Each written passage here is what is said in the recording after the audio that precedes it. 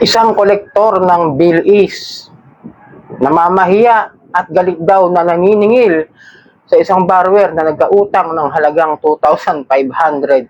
So alamin natin kung ano itong post na ito sa isang Facebook page ng mga OLA Victims Community, no? At tatalakayin natin yan kung ano yung pwede nyo gawin at pwede nyo tandaan, dapat nyo tandaan sa mga ito klase ng senaryo. At mamaya papaliwanag ko rin sa inyo na kung kayo may utang kay Bilis, ito na lang yung dapat ninyong gawin para mas maging maayos ang pakikipag-settle sa kanila. Pero bago ang lahat, ay maglalambing po muna ako sa inyo na paki-follow po at pakisuportahan po ang aking mga social media account na Facebook, TikTok at ang aking YouTube channel. At kung nakatulong sa inyo ang video, ito ay malaking tulong din po ang simpleng pag-like, malaking tulong din po ang simpleng pag-share at para updated po kayo sa mga videos na ginagawa natin ito about sa usapang online lending apps, ay pakihit lang po ang notification bell. Disclaimer, hindi po ako nanghihikayat na mangutang kayo dito sa mga online loan app. Ako po ay nagbibigay lamang po ng payo, gabay, patnubay kung paano nyo haharapin ang mga suliranin na ginagawang paglabag sa mga abusive, unfair debt collection practices na ginagawa ng mga online lending apps. At hindi rin po ako nangungonsinti na huwag magbayad ng utang. At hindi rin po ako abogado, ako po yung simpleng mamamayan na nagre-report lang din po ng mga abusive, unfair debt collection practices ng mga online lending apps. Ito po yung post galing sa victims of OLPs. Sabi nung naka-post na naka-nickname, di ko nasanuhin, guys, pinuntahan ako ng Bilis sa halagang 2,500. Galit! At kani-kanino pa ako pinagtatanong. Pinahiya ako. Pwede bang magreklamo ng ganun? Yun, nasabi niya. So, nag-comment naman ako. Nag-reply ako doon sa comment niya, doon sa post niya, doon sa, excuse me, doon sa nag-post niya, excuse me po. Sabi ko, ireklamo niya sa service center o customer service ng Bilis. Kasi kung gano'n naman talaga yung ginawa at namamahiya, ay maaari naman po i-report yan dahil nga sa paglabag sa unfair debt collection practices. Medyo, excuse me medyo parang ano lang ako, hindi ako agad maniniwala kasi si Bill is one of the online loan app na hindi ako nakakabalita na nangaharas. Never ako nakabalita. At I heard na medyo tumaas daw yung penalties. Sabi 50 pesos per day. Alam ko noon pa 50 pesos per day. Pero depende yata yun sa naging transaction ninyo, no, mga kadyani. Pero in this part, kung sabi kasi niya, yung pamamahiya doon sa kanya is sa parang galit at nagtanong daw kung kani-kanino pinahiya siya. Hindi ko ako sure kung talagang pinapahiya siya kung nagtatanong po yung field collector. Kasi syempre, yung field collector, kung hindi po alam niyo saktong address niyo o kung yung address ninyo na ibinigay ay totoo ba o hindi. Syempre, yung tao, yung collector, in my part yung pananaw ko sa mga nakongolekta, magtatanong yan kung saan yung saktong bahay mo, kung tama ba yung address na napupuntahan nila para matuntun kayo. Magtatanong po yan, si ganito ho ba, si Kuya Johnny, dito ho ba nakatira?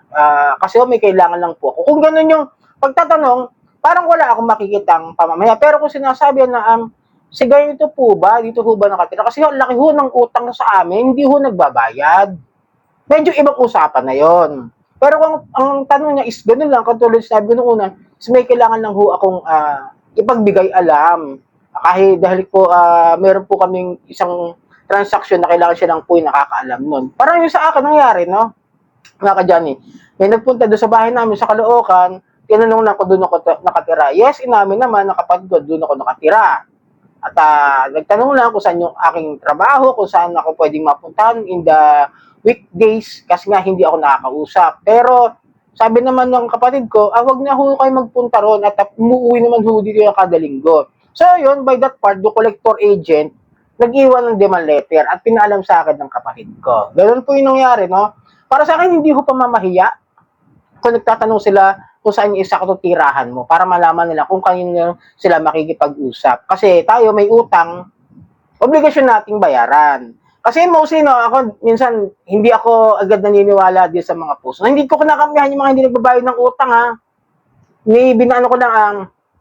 Binabase ko lang sa balanse. Kasi minsan, alam niyo naman, pag naniningil ng utang, tapos pag makita may collector, may maniningil, magtatago. Wag kayo reality lang. Ganyan din ugali ko noon. Pero ngayon, hinaharap ko na pag may pupunta sa bahay, pag may maniningil sa akin, nakausap ko na. Kasi, mas nakakahiya po na hindi natin kausapin dahil may utang po tayo, obligasyon po nating bayaran yun. Papaalala ko lang sa inyo. Kung talagang galit, pwede nyo i-report yan do sa customer service. Pero sabi kasi niya rito, yung collector din naman ang nasagot dun sa app. Yung sabi sa akin nang pumunta sa akin, binabasa pa niya yung mga chat ko daw kasi siya din pala yung kausap niya. Yung field collector daw.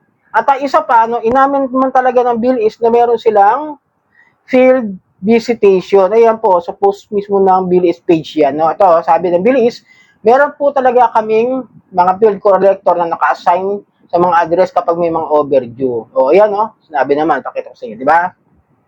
Kaya legit na nagpupunta po talaga yan sa bahay. Pero depende pa rin yan sa agent kung pupunta o hindi. Kasi pansin ko, hindi naman lahat napupuntahan. Pero kadalasan may napupuntahan. Dito sa lugar namin sa Valenzuela, itong titirahan ko kasalukuyan ay may nagpunta na rito ng mga nakarang linggo o buwan na bill is collector agent, no? Pero ito, ulitin ko, sabi ko sa inyo mga kadyali, kung itong nag-post na ito, ay tawag doon, ay sabi niyang galit at pinahiyat na gusto niya ireklamo, unahin muna niyo makapag-usap doon sa mismong company. At kung siya ay taga Metro Manila, malapit lang naman ang opisina niyan. Alam ko sa Calao building ng TM Calao Center sa 9th floor. Yun ang pagkakaalam ko. Yun ang address nila ayon sa kanilang apps.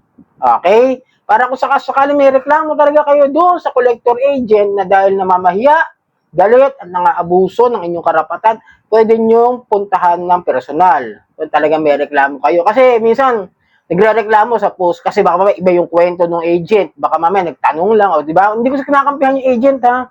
Wala akong kinakampihan dito mga all agent, lalo na yung mga loko-loko. Sinasabi ko lang, baka mamaya kasi iba yung kwento noong nangutang. Minsan ganun tayo Umamin tayo sa ating mga sarili na minsan talagang tinataguan natin yung mga kolektor, di ba?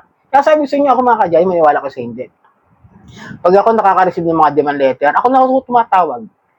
Kakausapin ko, ma'am o sir, pwede ho ba magkaroon na lang tayo ng bagong payment option? Kasi hindi ko kayang bayaran ng isang buo yung aking pagkakautang. Sa panahon ngayon, lalong-lalo na at gipit po tayong lahat, sana maintindihan nyo, bigyan nyo ako ng pagkakataon na mas maisaayos ko yung aking balanse at maiset natin mas maayos para maging makaluwag-luwag din naman sa aking posisyon at sa aking sitwasyon na makapagbayad ng utang at matanggal yung mga penalties. Ganun lamang, di ba?